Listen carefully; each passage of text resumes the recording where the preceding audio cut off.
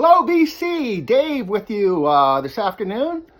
And we're taking part in the Record Spinners contest.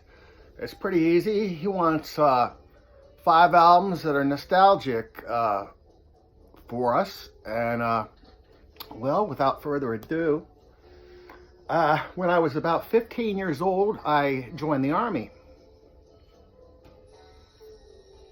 The KISS Army, that is.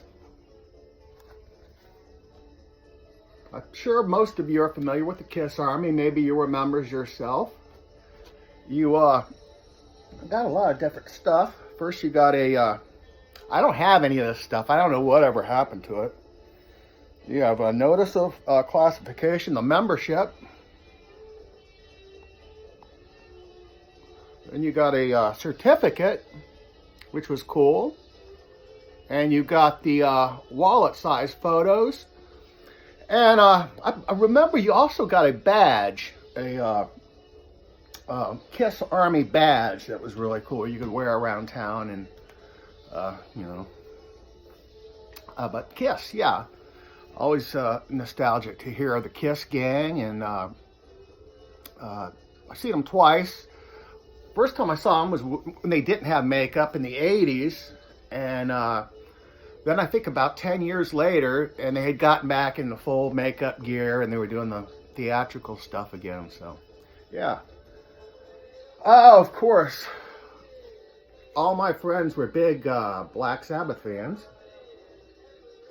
This may be their best album. I don't know, Sabotage.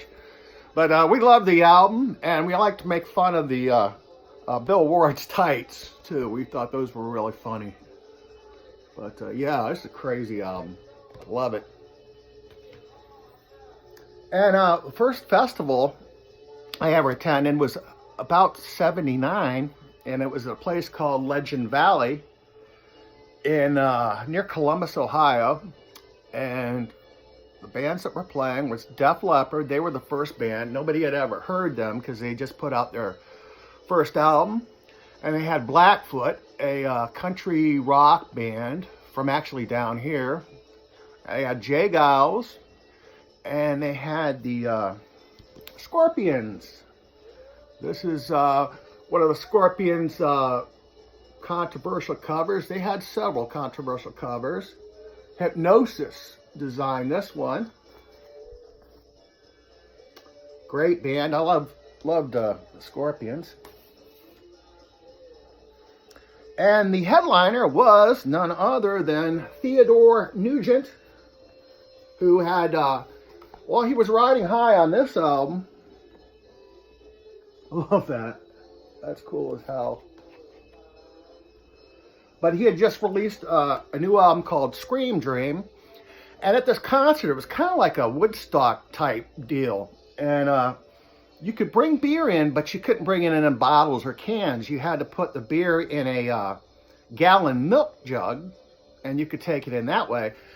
And when Ted went on, somebody heaved one of these gallon milk jugs full of beer, and it just grazed Ted's head, and he got pissed off and stopped the show. And I forget what happened after that. I think there was violence or something, but it was a pretty crazy concert. I saw a lot of weird goings on there.